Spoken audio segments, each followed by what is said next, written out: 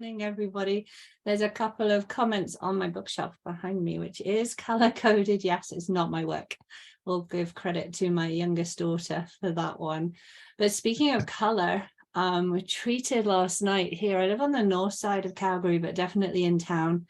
Very rare occurrence was the Northern Lights. Phenomenal display from dull to bright all over the place. So I had a peek this morning, and according to some of our Indigenous cultures, and I am not well versed enough to tell you exactly who, but the Northern Lights are seen as the spirits of the ancestors celebrating life, reminding us that we are all a part of creation. And it was truly creative and a celebration last night. Lasted only about 5-10 minutes, but it was phenomenal. So for us here in Calgary, and specifically those of us from SAIT, but I invite you all just to take a moment and just pay connection to the land where you are today. It is our honor to recognize that we are situated on the traditional territories of the Blackfoot Confederacy, which today encompasses our Indigenous people of the Treaty 7 region in southern Alberta, the Siksika, the Piikani, the Kainai, the Tsuut'ina, the Stoney Nakoda First Nations, which include the Chiniki, Bearspaw, and Wesley First Nations, and the city of Calgary is also home to the Métis Nation of Alberta Region 3. Wherever you are today, thank you just for taking that moment with us as we start another very fun Friday morning to recognize where you are today. Thanks, Craig. Thanks, Jenny. As always, so well done. I worry about the day that you can't join me here on a Friday morning and I have to try and fill those shoes. So, but that also might be the day that people quit tuning in. Anyway, we are very pleased and very fortunate to have Heather Magotiaux join us this morning. Heather is the Vice President of External Relations here at SAIT.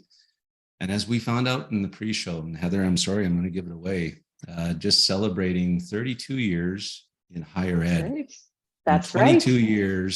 22 years as a Vice President within higher education. That's right.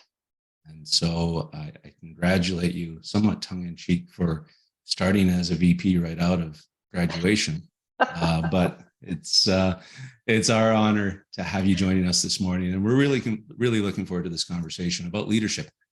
And I think the first place we want to start is where we want to start all these conversations with our guests like this is, this series for Jenny and I spun out of our new leadership program, Leading Beyond Any Title.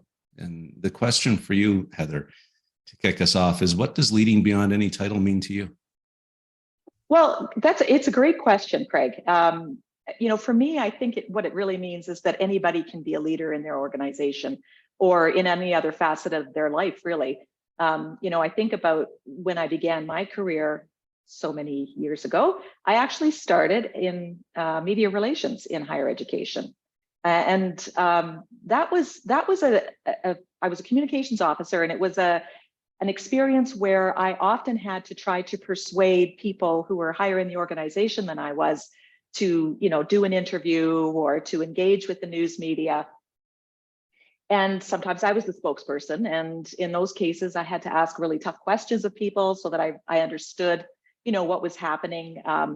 Understanding subject matter that I really didn't understand. I always felt like a bit of a Jill of all trades and master of none. I knew a little bit about a lot of things as a result of doing that work. But the ability to influence, that personal influence as opposed to positional, I think is something anybody can exercise in their job, wherever they happen to be in the organization.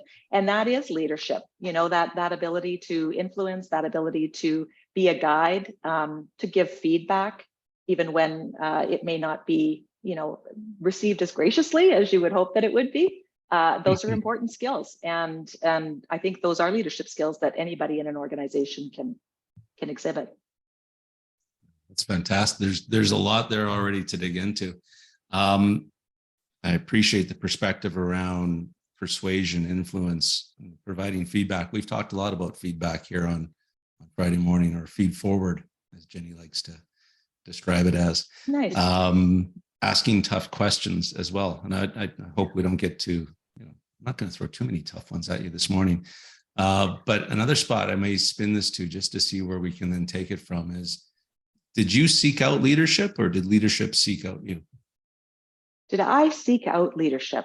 I Being want in to, a position of leadership. Sorry. yeah, I want to say it found me, but I don't think that's actually true, because my first leadership role, I was 8 years old and it was my Brownie troop, and I wanted to be a sixer. Anybody out there who was in Brownies when they were a kid knows what I'm talking about here. That was the name of the group. We were formed into little groups of 6, and the sixer was the kind of the boss of the group. Not really the boss, you're 8 years old, but my older sister was one. And so of course that was the pinnacle of achievement for me, would be to become a sixer like my older sister. And so, I guess I did. I mean, I wanted that idea of being, of being the leader of the group, even at a pretty young age. When I was very little, I was probably about 6. We were asked, what do you want to be when you grow up? And I said I wanted to be prime minister, which I now realize would be not a good thing for me. But I, at the time, thought, okay, that's the top leadership role. That's the one I want. So if I'm really honest, I can't be one of those people who says that was thrust upon me. I have to admit, I did go seeking it. Yes. Good. Jenny, where are we with this? I'm intrigued by the Prime Minister comment, but we'll come back to that one. But Jenny, where do you want to take this from here? Heather's given us a lot to look at. I'm still stuck on the sixer, because wasn't the next one down in the line the seconder? Yes, it was. Yes. Pull back. Yes.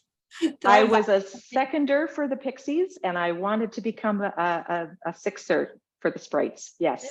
That was, there you go, the Pixies and that's, oh my goodness, that's a right throwback. And I don't think my mum's on here today, but if she'd be texting me saying, Jenny, you got kicked out of Brownies. I'm not going to tell you how, that I was a good Brownie or that I had a ton of badges, but yeah. Here we go. All right, I'm sorry, Craig, back to sensible questions. It's all good. I think one of the questions we get a lot, and Heather, I'd love to get a bit more perspective around this, is that idea of persuading or influencing, especially those that sit higher than us. And I love that idea. I love that you said it. Personal influence. I think I talk a lot about where's your personal power come from? We have so much of it and nobody can take that away. But actually, when you're just starting out on your leadership journey, or you're not in a leader role, but you want to practice that leadership piece, if you have, what kind of advice would you offer for people who want to influence or shift or nudge or persuade those who do sit above them? Well, the first thing that I would say is make sure you have evidence or data to back up whatever the position is that you're bringing to the table. So it's either it's either going to be that you've got some information that they don't have, that you've got, or even a perspective. If you bring a different perspective to the table, that's very valuable.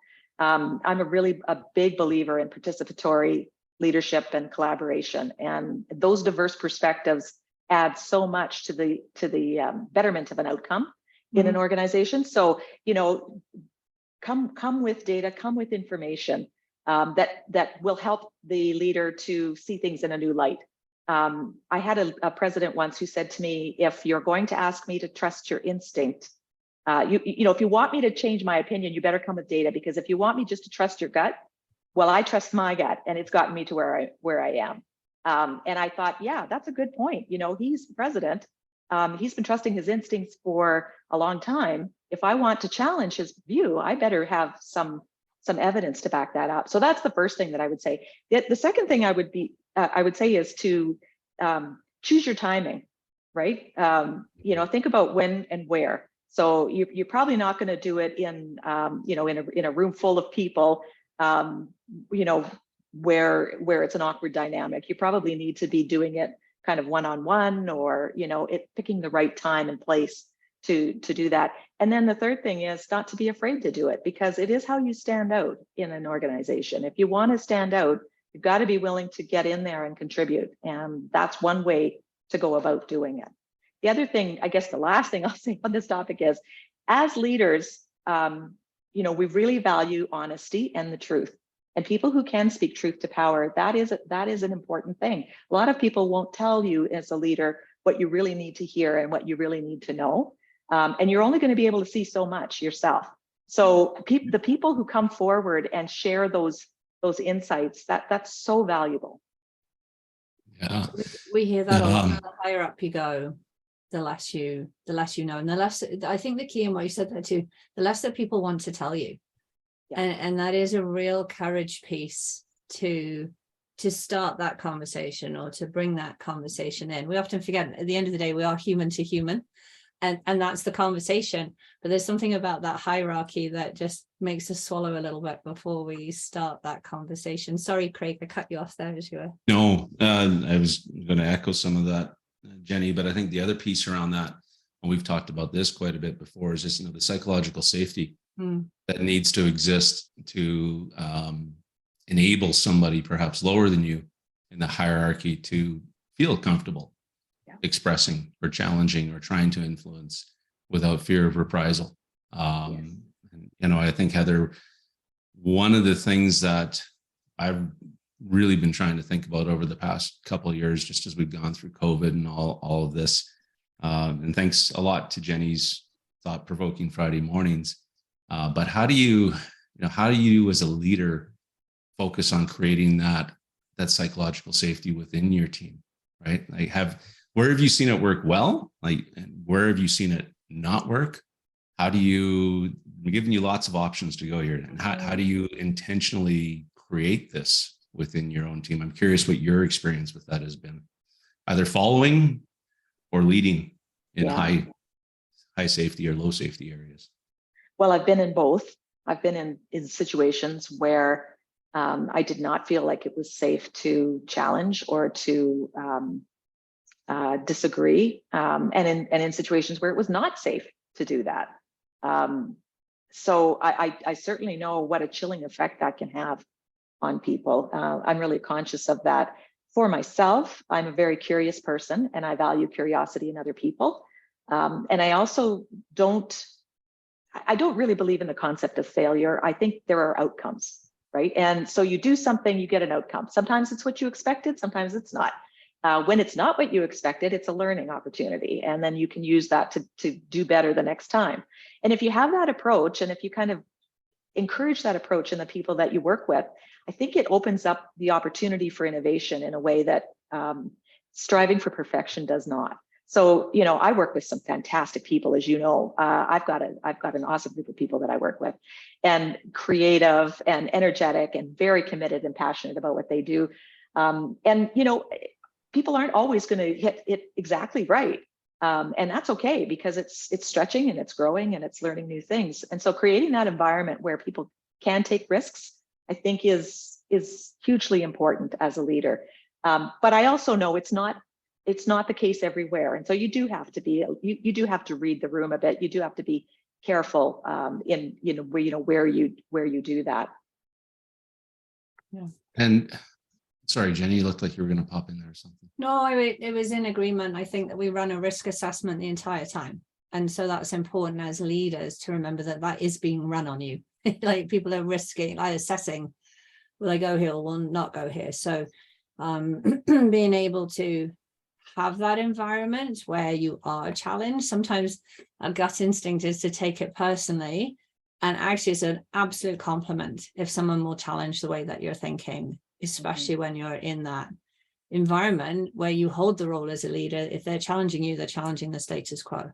And that's what we're looking for in psychological safety. We always think of it as this comfortable, wonderful place to hang out, but actually it's a little bit gritty, a little bit friction. But that's so healthy in the kind of areas that we work at the moment. And I just, now you've given me the microphone, Craig, I have to say, I love that.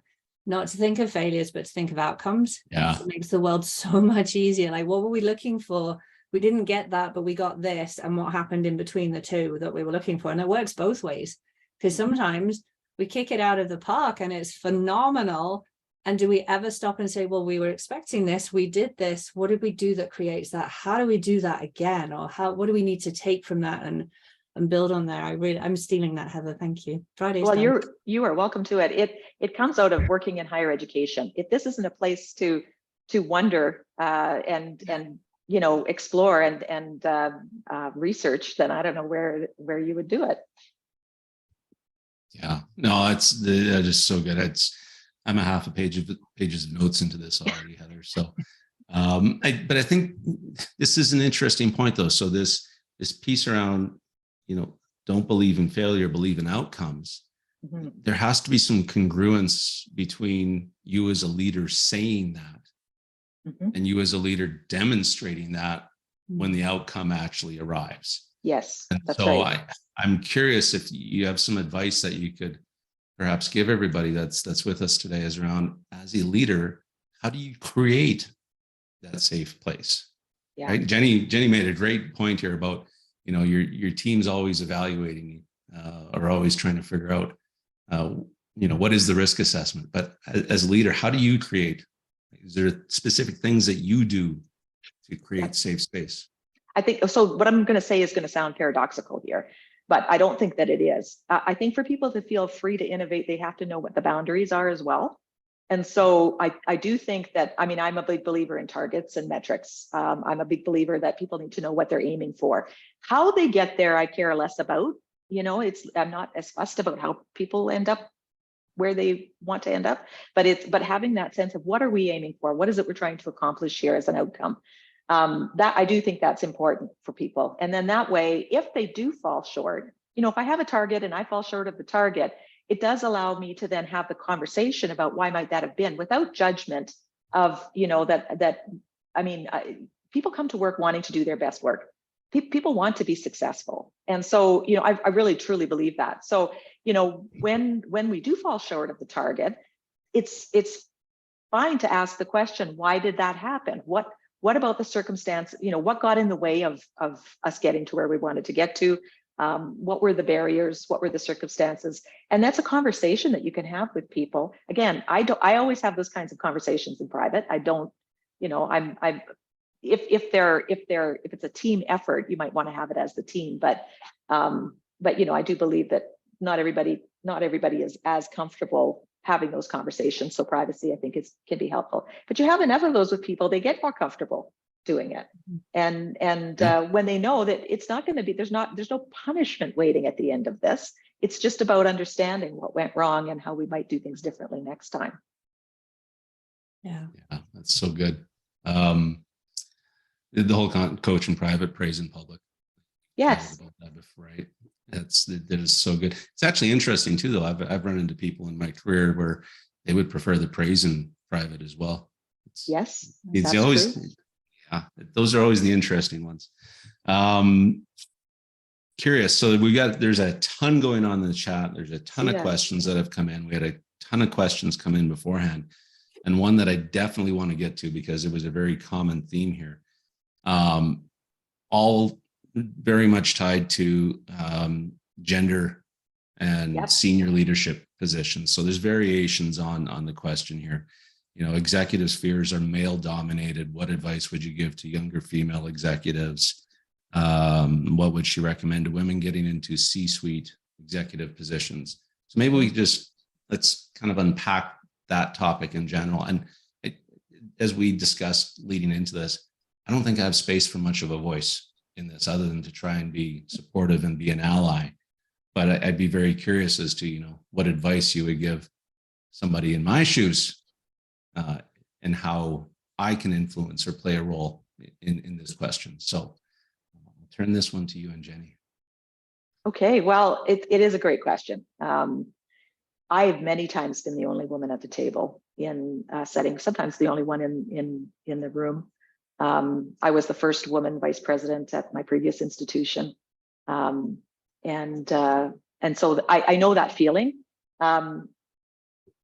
It can be very lonely, frankly, to be the only woman in the room, even with the best of intentions from male colleagues. And I've been very blessed in having some fantastic men that I've worked with and men that have mentored me over the years. So I'm really grateful.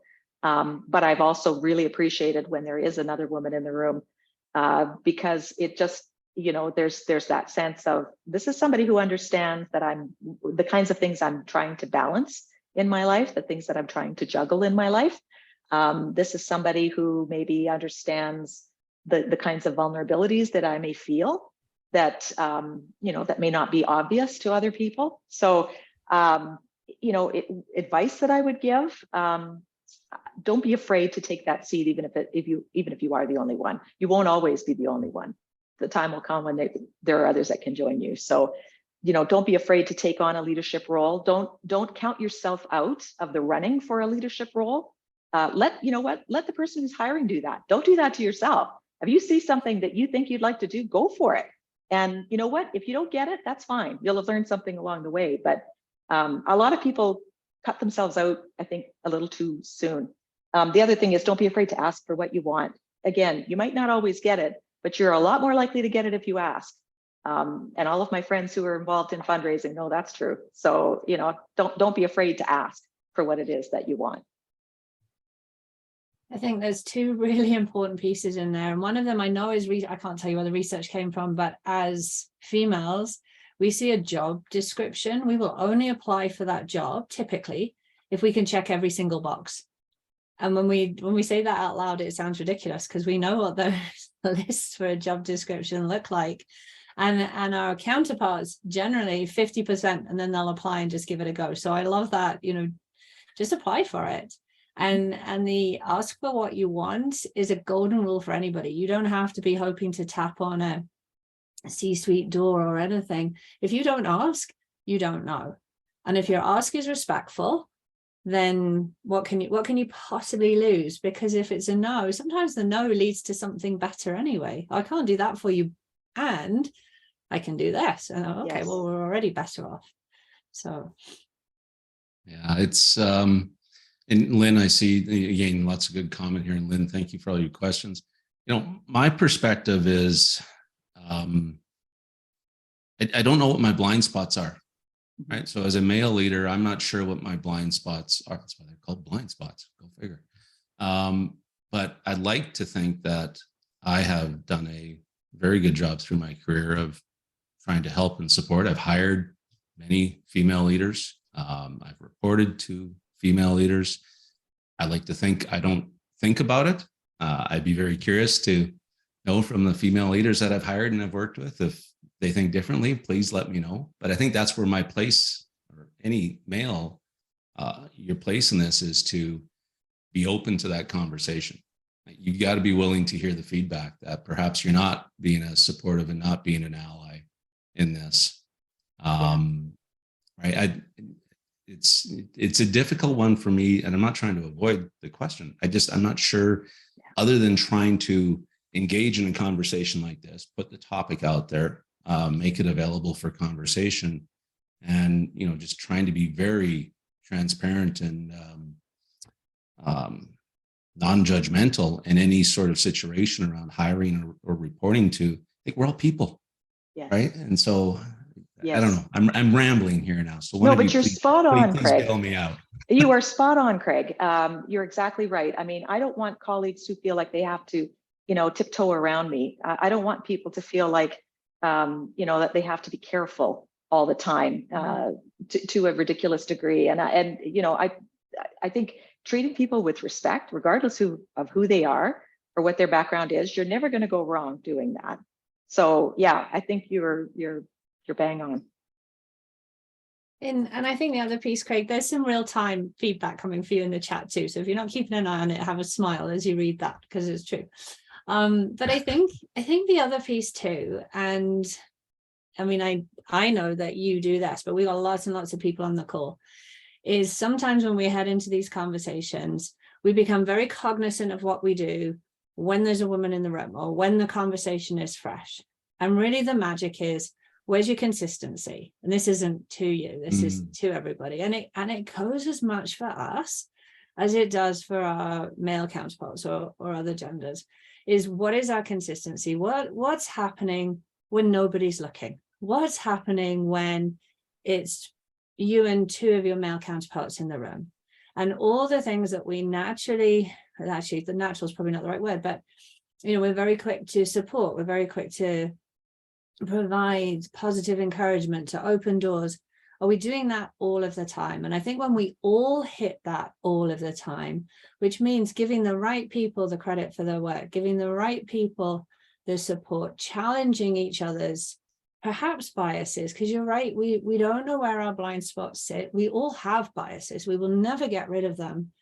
But as long as the conversation continues to say, actually, I think this is where we've been before, or excuse me, I think that you'll find Jenny was behind this creation or this work. And whilst we're moving on, I do want to credit that.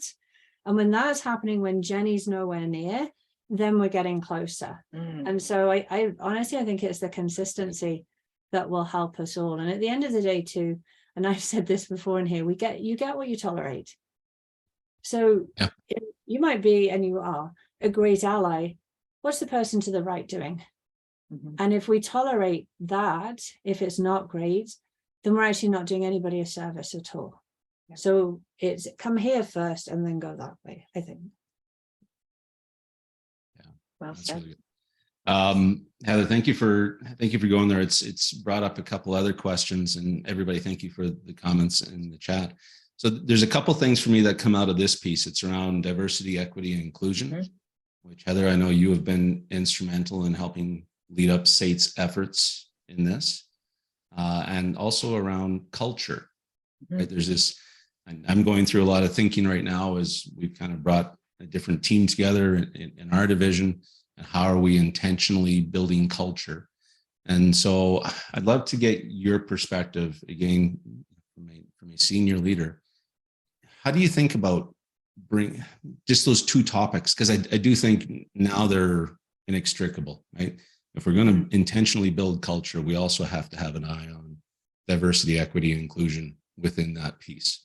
So how do those, I'll give you a bit of a trailhead there and you decide where you want to take that statement question, but how do they work together for you? How do you build culture? Well, again, for me, both areas, respect and curiosity are important components of it. So respectful curiosity maybe would be a way to think of it.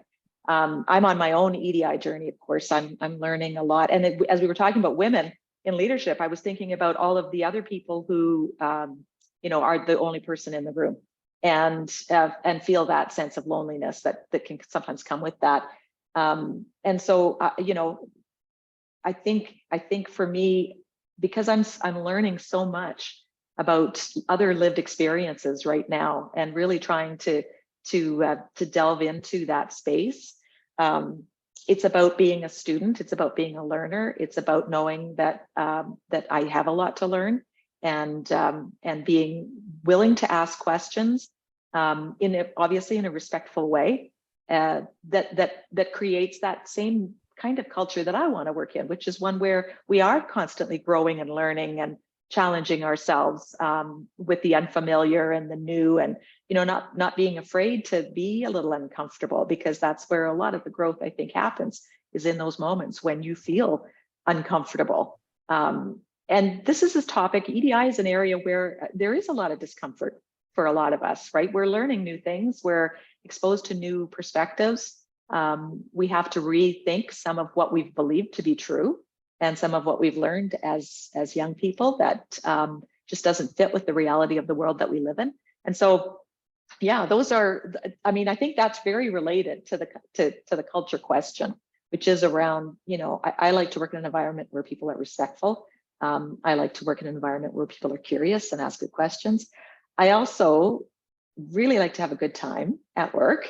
And I do, as those who work with me will know, I like to have that joyful approach to what we do, and I really do feel that about my work. I always say, since I joined higher education, I haven't worked a day in my life, which you probably shouldn't tell my boss, but I just really love the sector and I love the work that we do. And so, having that spirit of joy. In higher education, we're transforming lives every day, and we get to be part of that. What a wonderful way to spend your life. So anyway, that's what I think about culture in EDI. I don't know if that's particularly articulate, but that's where I'm at. Craig, I thought you were going to fill the space. I was waiting for you.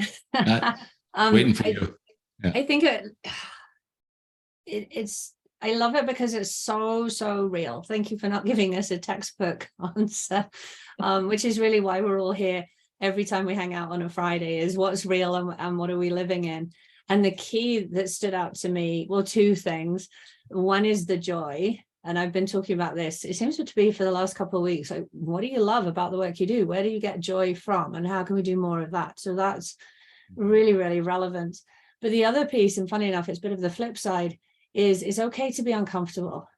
And it is uncomfortable. Some of our greatest learnings, when we look back, our greatest moments, they were uncomfortable. And anybody here who is a pleaser or a perfectionist or any of those sort of P words, are all P's, proving yourself, pleasing others, but uncomfortable is really uncomfortable. And sometimes we just have to sit in that discomfort for a little bit. It will finish, it will end, and we're so much better off on the other side. So again, it's a real part of it. And and I think it comes back to something you said earlier too, in the courage. It takes courage to sit in discomfort for a while and sometimes own it, and then move forwards again from there. So thank you for sort of bringing that to real words as opposed to the statements that we often hear. Yeah, no, I think you summed that up well, Jen. I was trying to figure out what it was about Heather's response that was resonating with me, and it was that it wasn't the typical. You know, you go to the DEI website, and here's all the platitudes around DEI. So I love that, and the point you make about being uncomfortable, change never happens from a moment of comfort, right? Change always happens from a moment of uncomfortability. It's not a word, it is now. But I think that's one thing that drives it. Okay, we're half an hour in here. We got about 13 minutes left, and there's a few questions that we want to kind of throw at you here, Heather, perhaps a little bit rapid fire, but please don't think you have to shorten your answers just because they're rapid fire questions. I think for me, the one thing I would like to kind of lean into right now is, what are the kind of the non-negotiable behaviors that you and folks on your team have to buy into? What 2 or 3 non-negotiables do you have? Respect, absolutely. And what I mean by that is just treating people with dignity, always, even in moments of disagreement or conflict. So respect is key. Honesty.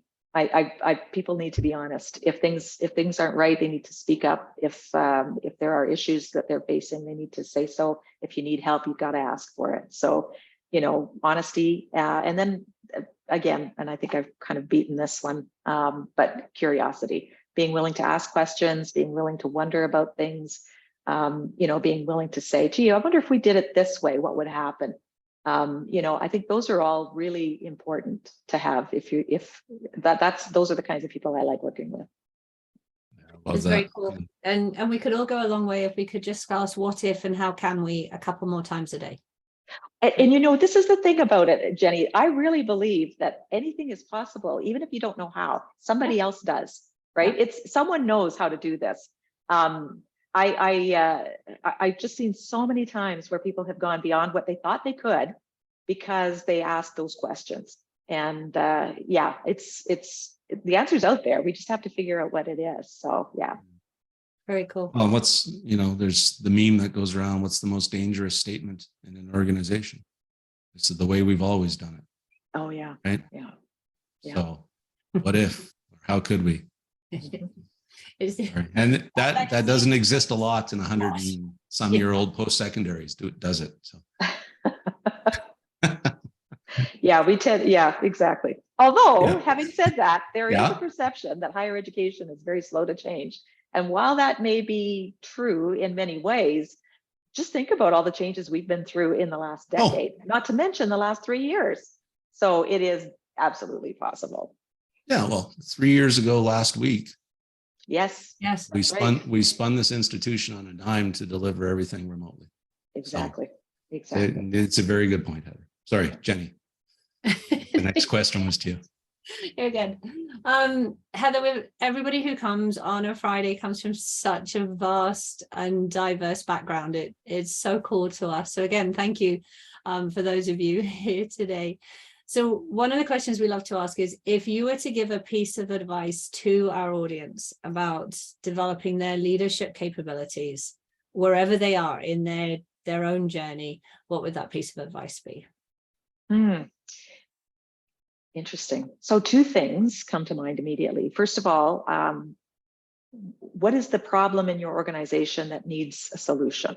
So how are you going to contribute to that solution? So thinking about, think about your own area, think about the institution in a larger way, think about your own role, whatever scale you want to focus on. But what is the problem that needs a solution, and how can you contribute to that solution? That's one. And then the second one is learn constantly, always keep learning, whether it's taking courses, whether it's joining conversation groups or learning communities. Keep learning new skills, keep learning new areas, delving into those areas that you think are going to help bring you forward. So those would be the two: be a problem solver and keep learning. We love that. Great. That is Jenny, sound advice for anyone. Yeah. I'm going to sneak one in on you, Jenny, here. Along that same line, Heather, what's the best leadership advice you've ever gotten? The best leadership advice I've ever gotten, I think, oh gosh, there's been so much over the years. One that stands out for me is I had a boss once who said, you always get into trouble when you think you've got all 52 cards in your hand. And what he meant was, there's always going to be things you don't know. And someone else has those cards, you don't. So you've got to know what you know and what you don't know. And then try and figure out, for the areas that you've got the blind spots or that you don't have access to information, how are you going to mitigate against the risk that might be coming, with that gap. But that was a good one, because it's easy to think, I know, I got it all, I got it. And you never do. Yeah. And that goes back to what we were just saying too. I had a term, and I forget where I came across it, but they were talking about river jumping. And so often we think we've got the 52 cards when we're caught in our silo, caught in our world, caught in our perspective. And if you jump the river, there's a whole different way to do things. Like, it's not all negative at all. There's just a different approach, a different way. And so we always think this way in organizations, but it's really healthy for us to go this way as well. And we're back to, what if, how does somebody else look at this? Because to them, it might not be a part either. So sound advice. So this one's all about you, Heather. And so when you think about your leadership, and what a phenomenal career, 22 years in the seat of a VP. Yes. That is a phenomenal career there. So as a leader, where were you? Where are you today? And where will you be in terms of your leadership? Where was I?